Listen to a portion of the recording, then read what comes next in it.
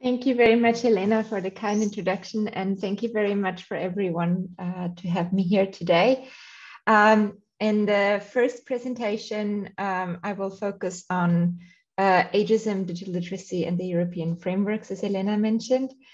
If I speak too quickly, especially the interpreters, please let me know. I unfortunately have a tendency to do so. I try to refrain myself, but just let me know. Okay, great. Just to give you a little bit of insight into who Age Platform is. So we are a nonprofit organization and with about 110 members from European member states. And we focus on advocacy and project work in different domains, from pensions to health to digitalization. We have, as I mentioned, about 110 members, are organized in 7 thematic task forces and are trying to reach out through various means, online and offline, to older people in Europe. How do we work? We have a general assembly with all our member organizations and a council of administration for the states and an executive council committee that is steering the work of our organization. And as mentioned, the 7 task forces where we try to focus on areas that are of particular importance for older people. I'm sorry? Okay. All right, sorry. In terms of organization that are our members, we have both organizations of older people that are advocating for themselves, which is the majority of our members. And we also have some organizations that are for older people, service providers, such as, for example, the Red Cross.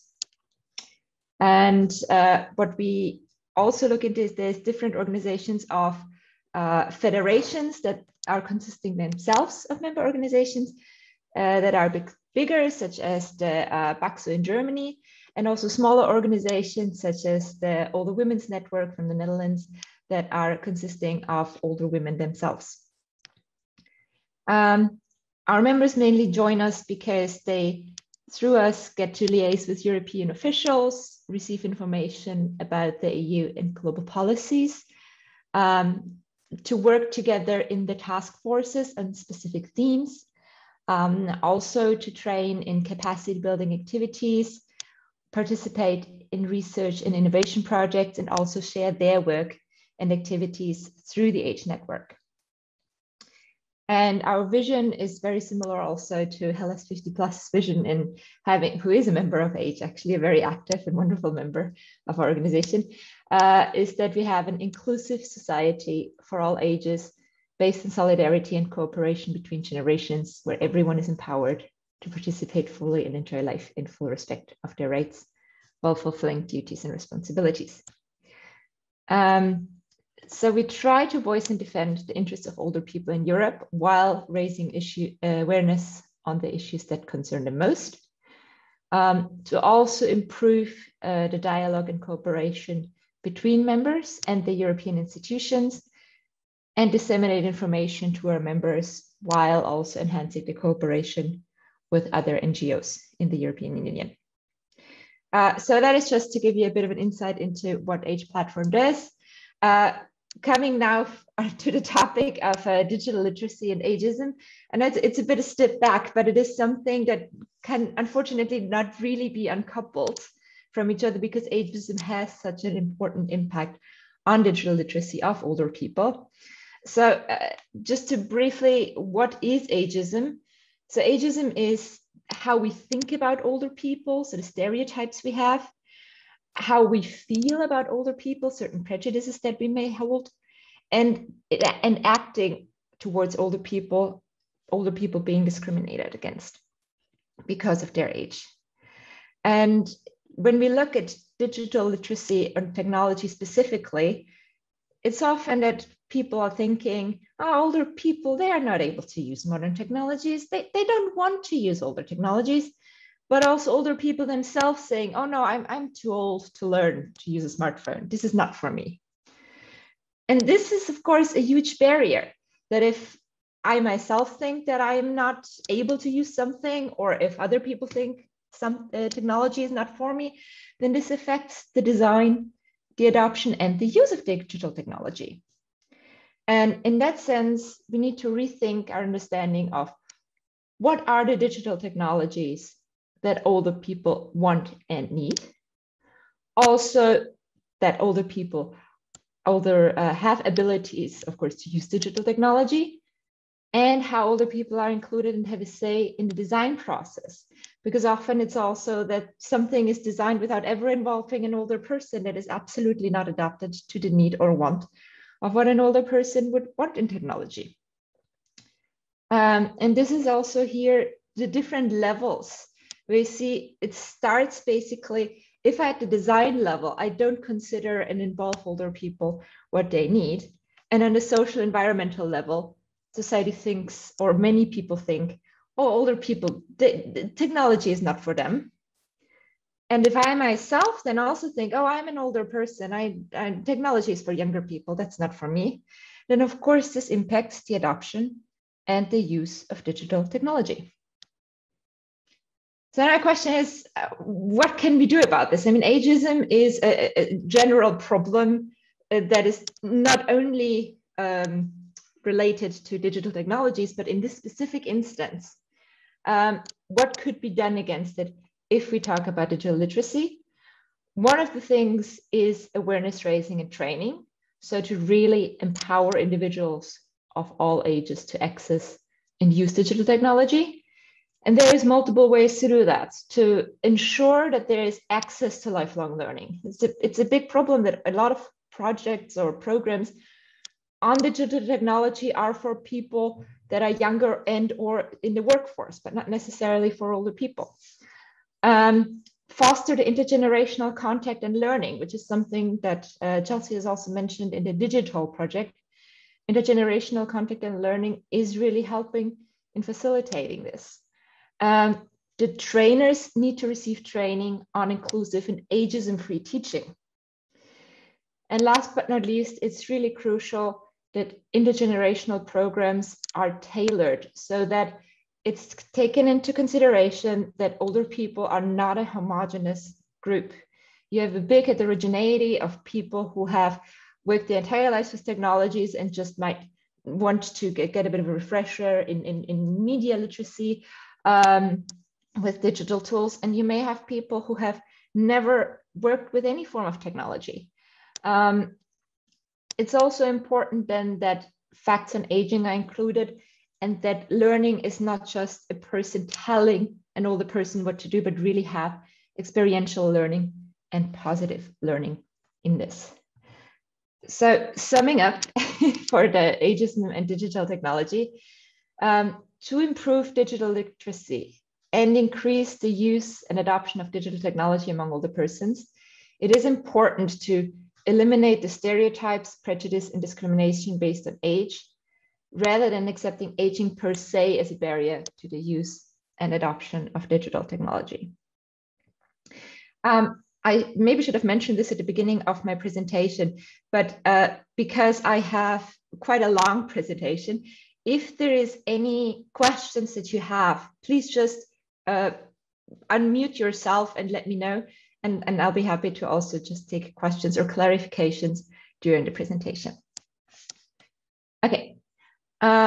Next part is asked to also have a bit on the framework, so the digital competence framework for citizens. This is a framework in the European Union, which offers a tool to improve citizens' digital competence. And it is implemented in various domains, education and training, lifelong learning, inclusion, employment. And it's a theoretical framework, but it is implemented in practice. And if you're interested in looking into it a bit more, there is an overview of 30 case studies and practical tools of how this theoretical framework is implemented in various European countries. And just to give you an example, the Italian region of Emilia-Romagna used this theoretical framework to design its digital literacy courses, targeting citizens who do not use the internet, among them many older people. and to produce a set of learning resources that are organized in books and guided practices. But there's many, many more. This is just one of the examples. So what does the framework look like?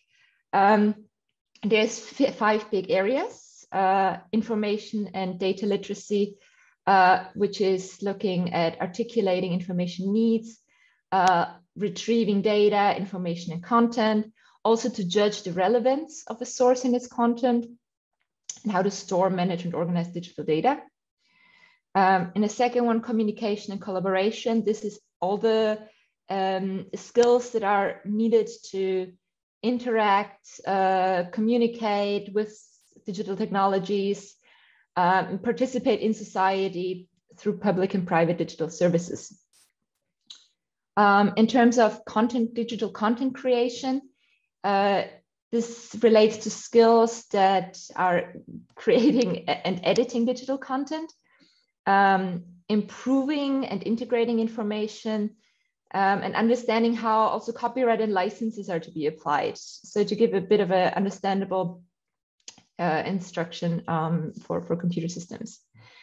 And another area that's really important is safety, because you need to know how to protect devices, content. Personal data and privacy have been huge discussion issues in the European level and globally. It's really important to protect also your physical and psychological health when transacting online, for social well-being and social inclusion, and just to be aware of the impact of digital technologies and their use. And last but not least is problem solving. So to see how to use digital tools to innovate processes and products, keep up to date, identify needs and problems. So these are the 5 big areas. And then there's 21 key components spread across those 5 areas. For information and data literacy, browsing the internet, searching and filtering data is important as much as evaluating data. Managing information and digital content.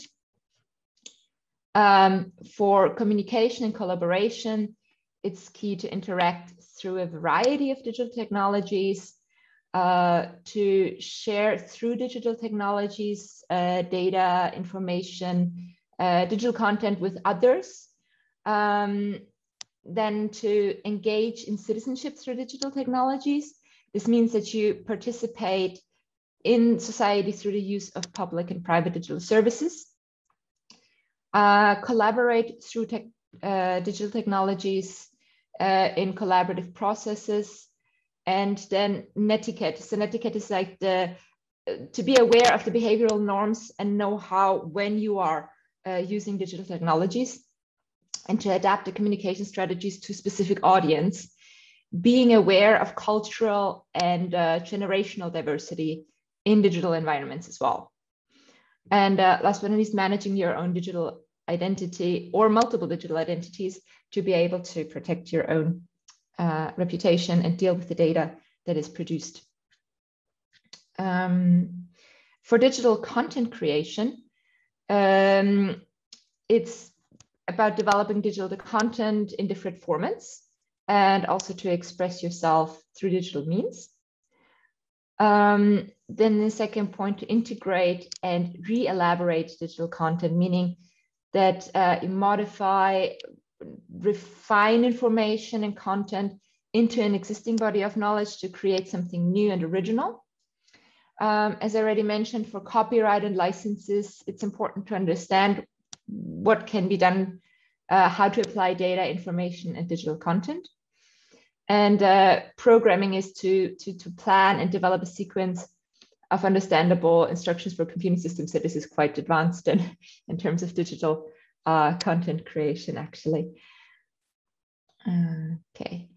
For safety, the first step is to protect the devices that you operate with, to understand the risks and threats in digital environments. I think this is also something Liz was referring to earlier, that it's just very important to know how to transact safely online, to protect your personal data and privacy. So which data you can share, which identifiable information will be online if you use certain services as well, and how your personal data can be used.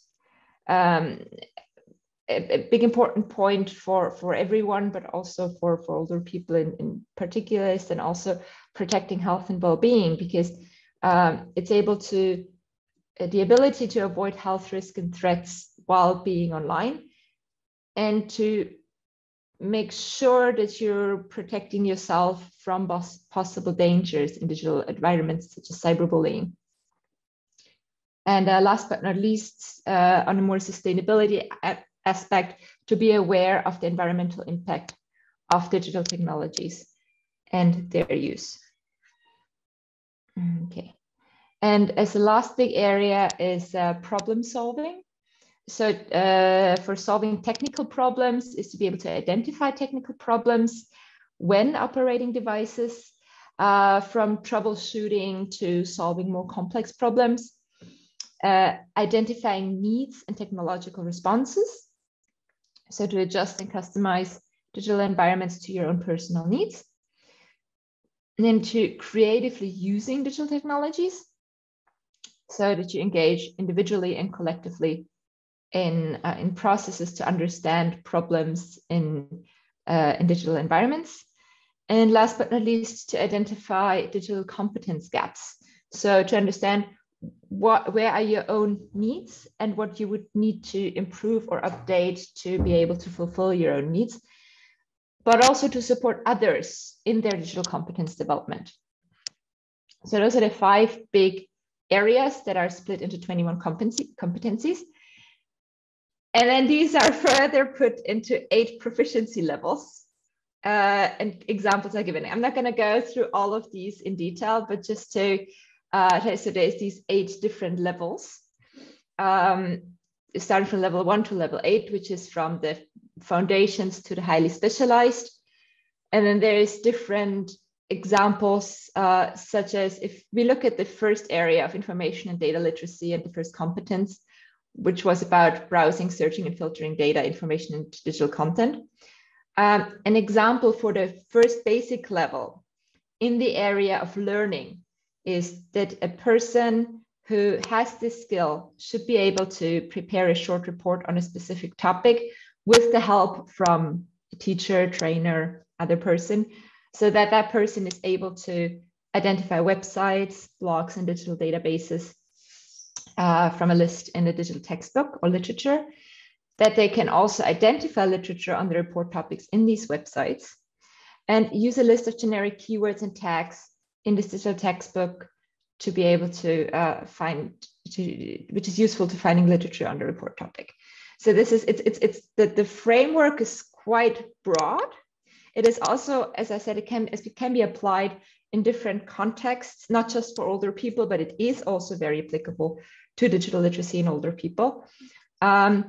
So there is this report that I also I've shown with in the very first page, basically the digital competence framework for citizens, which provides a really good overview of what are the different proficiency levels with examples.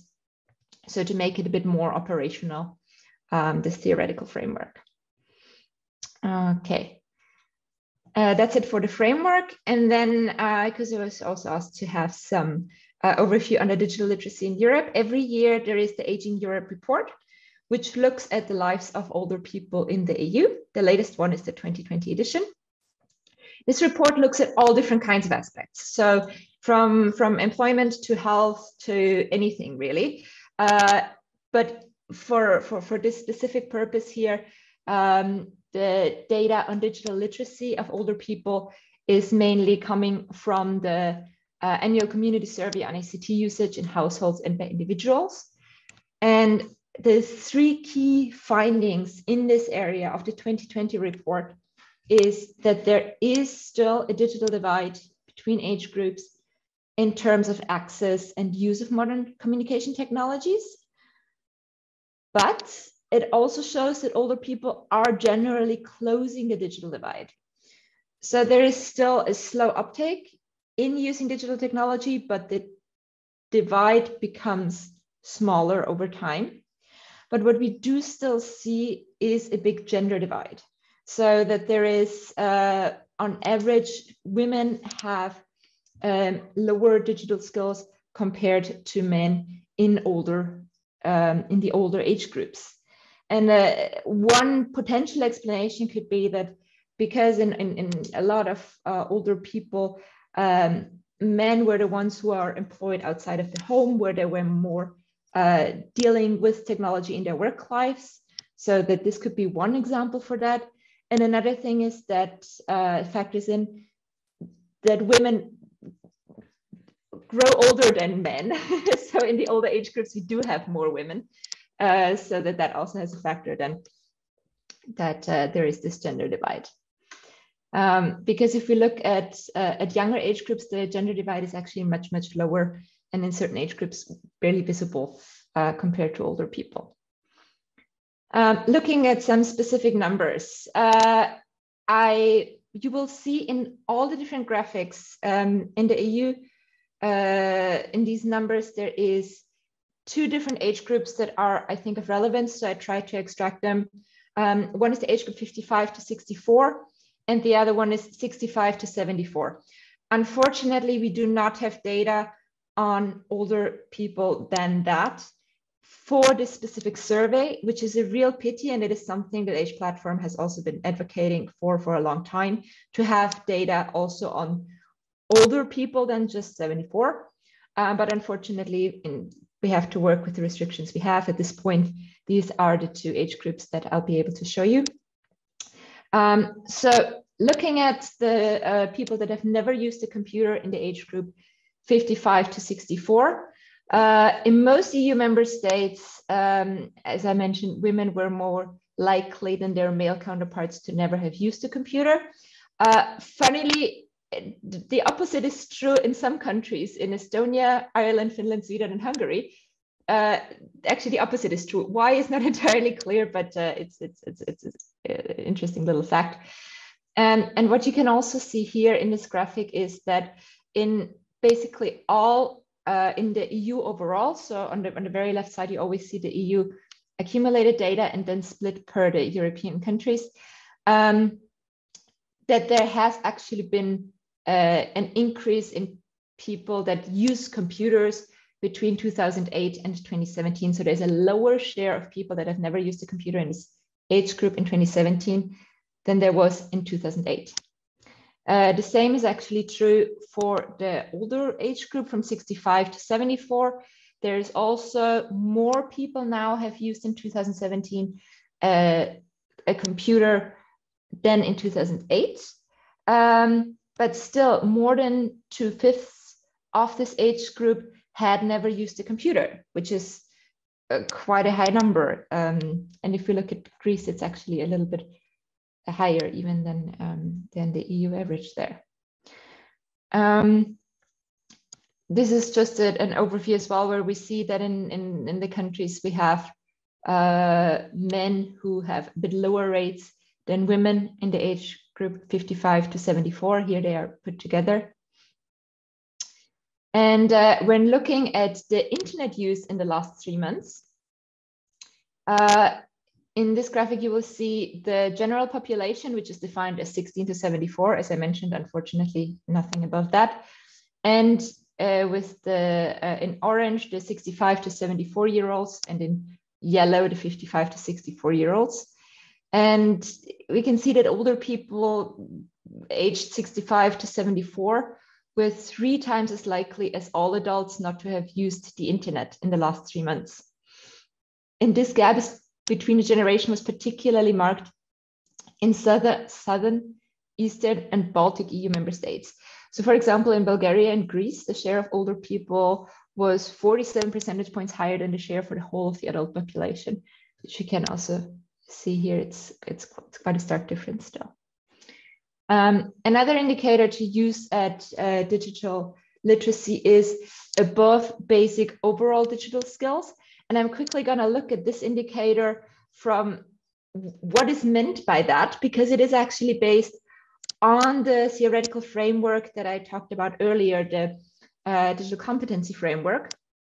So this specific indicator above basic overall digital skills was developed in cooperation with users based on the digital competence framework on the aspects of information, communication, problem solving, and software skills. And the indicator means that you have to show the ability to accomplish a range of different activities within each of these 4 areas. And to just give you an idea of what is actually asked in practice. So for information and data literacy, to show that you are able to do something, you would have to be able to copy or move a file or a folder. In terms of communication, you have to be able to send and receive emails, as an example. For problem solvings, are you able to change the settings of any software, including an operational system or security program? And for digital content creation, an example is, are you able to use word processing software? So this is how the theoretical framework also has and is used in the statistics for this. And if you go back and looking at the above basic overall digital skills, you can see here there is still, as for most of these indicators, quite a bit of a difference between the overall population and the older population. But also to clarify this, above basic overall digital skills is quite advanced. So this already means that you are quite capable, actually. So this is also why the numbers are relatively low across all the different age groups. And then if we look at internet activities, meaning different activities that can be performed on the internet, and in this specific, the question was asked, have you used the internet for private purposes during the last 3 months? And what of these things have you done? Then you can see that sending and receiving emails was the most common activity among older people in the EU for this. And as for a lot of the other data we see, comparing 2009 and 2019, there's an increase across all age groups between 2009 and 2019. We do have across all the different activities lower rates in the older age groups than in the overall population, but they are really catching up.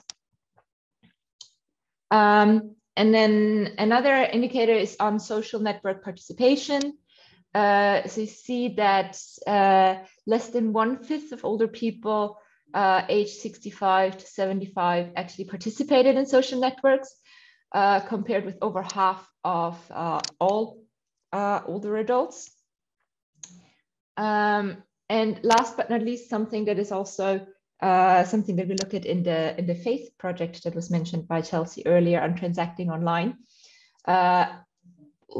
What is the use of purchasing things on the internet in the last 12 months? And there we see that there is under 30% of the 65 to 74-year-olds have made a purchase via the internet in the last 12 months overall in Europe. That's actually all from my side of the presentation. I know it's quite a bit of information, so I also wanted to leave some time for questions and discussions. So please let me know if there is anything that you would like to know or any comments that you may have. Thank you, Vera, for the presentation. So as I see, Mr. Ferrat brought up, right? That's a question. You have to. Yeah, yes. Okay. Hello to all, and thank you for the presentation and for all the information. Mine is not a comment, but just a question. Do you have a breakdown of the of which platforms they use on the social media? Is Facebook still going strong? In this report, unfortunately, there is no breakdown according to different social media platforms. Okay, thank you.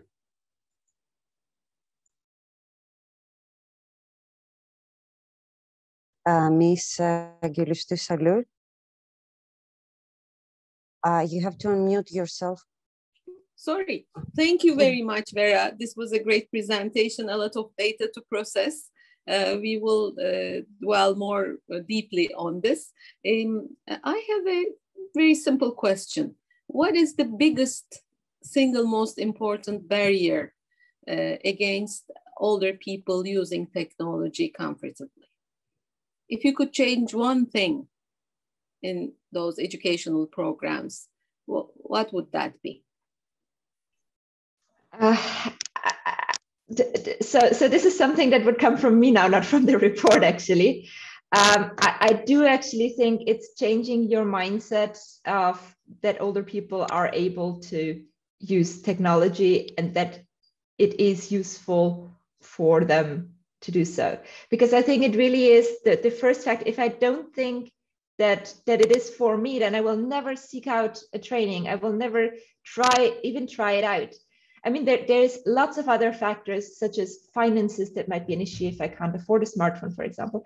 But I do think that the ageist mindset that we have, and every single one of us has, in thinking technology is not for older people, I think that is something that is probably also the hardest to overcome. Because for a lot of other things, you can see to have funding, or you can have support from others.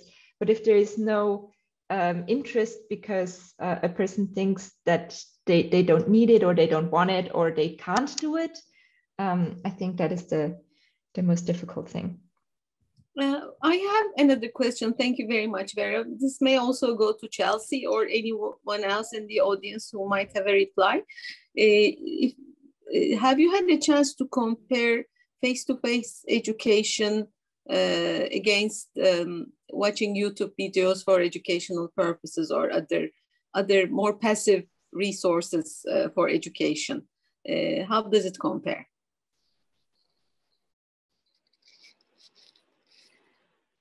I assume this is, I guess, for me. How does it compare? Actually, I don't know. The only thing I can tell you from experience is how difficult it was, and how much more challenging doing online courses rather than face-to-face. It's very difficult, especially when your audience isn't don't have the best skills, computer skills. I'm afraid I didn't quite answer your question, but I really don't have any other experience. Thank you. Actually, it was at another level. Even on Zoom, it would be like face-to-face education because you're interacting online continuously.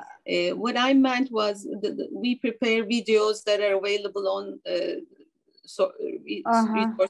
like YouTube and Vimeo, and people can passively seek these videos and make a search and find how do you get to your electronic health records, or how do you do an Instagram video live presentation. So there are several videos available like that. And actually our program includes development of videos that could be used for these purposes. But my take on this is that people don't really go for passive learning. The first thing is being motivated to use something.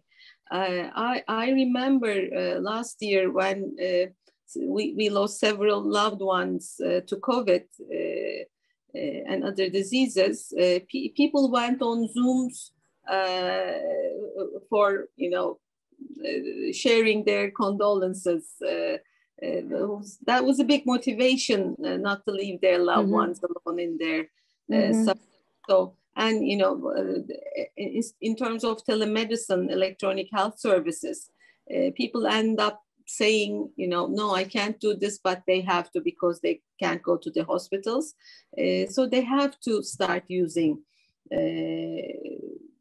Zoom or WhatsApp video conferences and such. So one needs to be motivated, and one needs to have a guide in taking care of that. Exactly.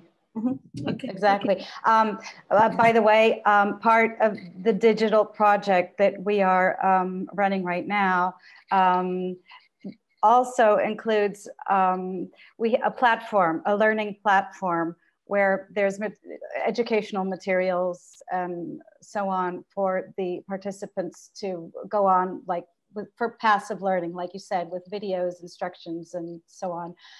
They don't seem to like it. They, I don't know, it's exactly this phase of the project. I don't have concrete evidence, but I really don't think that they engage in it very much. They like socializing. Socializing is part of the fun. It's part of the process, and they need that. But if it's the only way, I mean, what can you do? Well, the thing is, we have to put in so much effort to develop those educational materials. And, you know, there's tons of data. It's like, you know, some academic research, garbage in, garbage out. There's so much on the web that are not being used. Our association has a YouTube channel, and we have developed so many videos for the pandemic. You know, their quality and, you know, their content may be questionable for some people. But, you know, there are so few people that actually go on and watch those. One-on-one, face-to-face, social, even with medical visits, people want to socialize during doctor's visits, especially with elderly people. So when we are working on our project, we have to think more on this, developing only videos. Maybe we should develop the videos for the younger generations who are going to be doing the face-to-face education.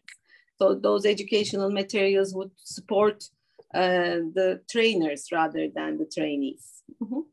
Thank you. Thank you.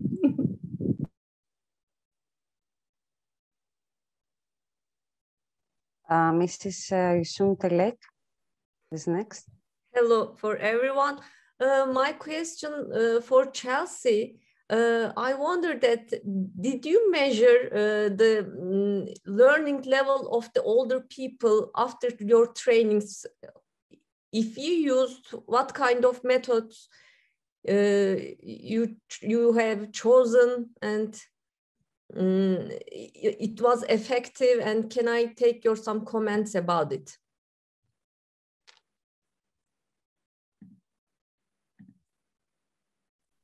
Sorry, I was muted. Okay, depending on the project and the aims of each project, some projects just aim to basic computer skills, and others to advanced computer skills. So depending on the project aim, of the project's aims, we had different evaluation tools. What we were looking for was the increase of level of confidence in using a computer. Of course, the skills that were developed. And what else was it? Did you use questionnaires, or you try to? No, we use questionnaires. We use questionnaires, yes. Monitoring or kind of? At the beginning of the project, during the project, and at the end of the project. That's our basic. Pre-test. Yeah, that's what we do. Just okay. So I guess it's I don't have a concrete answer for you, because it really depends on the project each time. But yes, questionnaires. Okay, thank you. For the evaluation of the process. Thank you, Chelsea. You're and welcome. Also, I want to ask to Vera, you told about the European Digital Competence Framework. How can we use this framework for the old people trainings content, or should we use it? Because frameworks are generally